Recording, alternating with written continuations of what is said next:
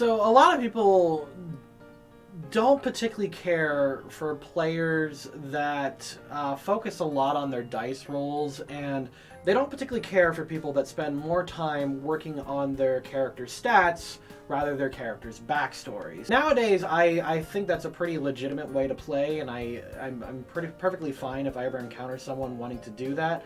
But back then, I was kind of one of those elitists that didn't particularly think stats were super important when it came to D&D.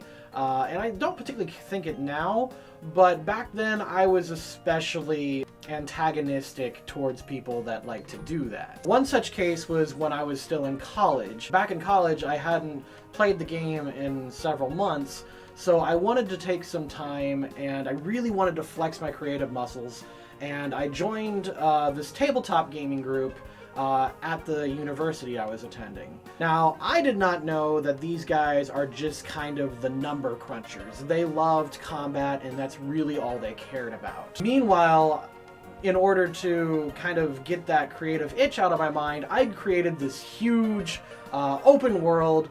Every character had a backstory, every country had a history and relations with other countries, and I just did that typical, like, just college-age DM nonsense where I think my story is just way more important than anyone else's, and I gave them pages and pages of lore to read, and lo and behold, they did not read them, and they did not care for my story. In fact, I remember one of the guys came with a character, and he said, "My name is Mark." I said, "Okay, where's Mark from?" And he looked at me, and he said, "Mark has a sword.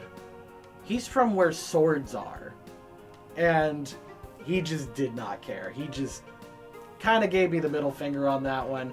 And I was a little bit annoyed. I started to get a little vindictive. Now, when we first started playing, I tried to keep to as much story as possible. In fact, I did it for the first couple sessions. They were introduced to some very important characters, and naturally they were just completely ignored and or attacked or beaten or extorted or whatever player characters do to NPCs. So I did a couple dungeons, and they wiped the floor with the first one easy, and they complained to me afterwards that the dungeon was too easy and they wanted a real challenge from me. Now, I spent a couple weeks writing this campaign, and the players just said, "We don't want that. We don't want that at all. You need to do what we want." So I got a little vindictive. So I came back the next week, and I brought in some real tough monsters, all within the level limits, but I used tactics and other methods just to make their lives miserable. I killed my first player character that way. They were really engaged. They, of course, naturally ignored my NPCs and all the things of the such, and they still didn't have backstories, even though I told them to do it, but they had a good time. What was interesting about this particular dungeon, though, the monster that killed them was a mimic. Now, to those that don't know, mimics are typically creatures disguised as like treasure chests or wardrobes, and whenever the players open them, it's a monster. The monster gets a sneak attack, a surprise attack, and basically all these bonuses. And that's what killed the first character. So I had some ideas. Turns out you don't actually need to make a mimic anything in particular. A mimic can be anything at all. So as they started going through more and more dungeons, I started throwing more and more mimics at them. And these mimics started getting a lot more elaborate. Like, they entered a bar, they picked up a bottle, and the bottle was a mimic, and it ate some guy's, like, it chewed off some guy's lip. Another mimic they ran into was like a ring that was disguised as a magical ring. He put it on, off goes his finger. He couldn't wear magic rings. And so as the campaign is going, they're running into more and more ridiculous mimics. Like, they walk into a room that had like this carpet strewn out, and that carpet was actually just a tongue, and the mimic like was the room itself, and it just crushed down and killed him immediately. It was just this running meme between us that every big monster that they kept fighting was mimic. One of my favorite ones was what I called the king mimic. They walked into this forest, and there was this princess who was like sitting on top of this castle, or this tower.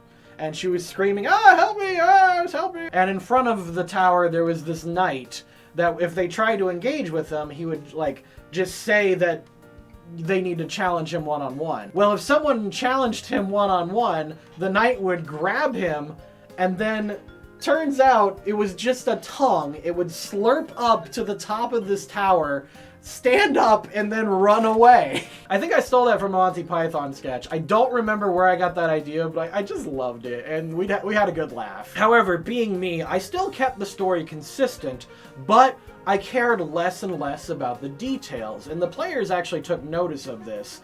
They started like trying to converse with more and more NPCs, and I gave them more robotic responses. They started getting a little suspicious. What really tipped them off is when one time, remember this is my bloodbath campaign, I killed player characters left and right. By the time we were done, I probably killed 10, 12 player characters. They would just have new character sheets, and they would just slap them on the table like a like a new bar.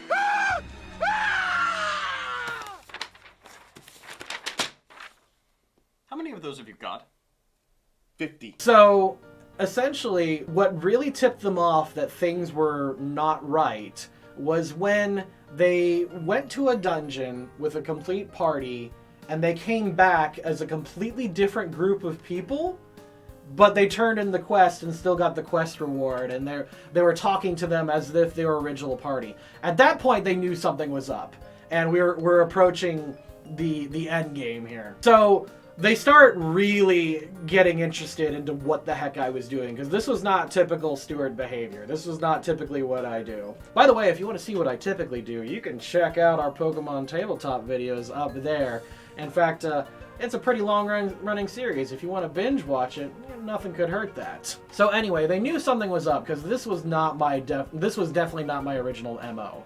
So they start talking to NPCs, and they start getting more and more robotic responses, and they're actually getting kind of freaked out, because everyone they talk to just is talking to them like an NPC from a video game, like, "We must save my family," stuff like that. Just very impersonal responses. Finally, they get some clues, and they track down this wizard in this tower who's like insane and babbling, and they give him like a spell to like make him lucid for a little bit, and eventually the wizard tells them the horrible tragedy of this world. So it turns out the world that they're on is in fact a great mimic god. The planet itself was a living mimic, and all of the mimics on it are his children.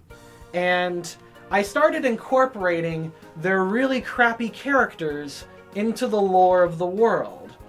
Turns out that the characters that were created, just seemingly spawned out of nowhere, was food made by the mimic god to feed his mimic children. That's why whenever a new character comes in, they don't have a backstory. Why bother? You're just a creation of the mimic god, meant to feed the mimic children. At that point, they started laughing. They're like, okay, we need to do something. And the wizard grabs the leader by the collar, and he looks at them and goes, "There's nothing we can do. We are all but mimic food." And so the moral of this story is, if you play D&D, make a backstory. Because if you don't, the DM will get vindictive and make one for you.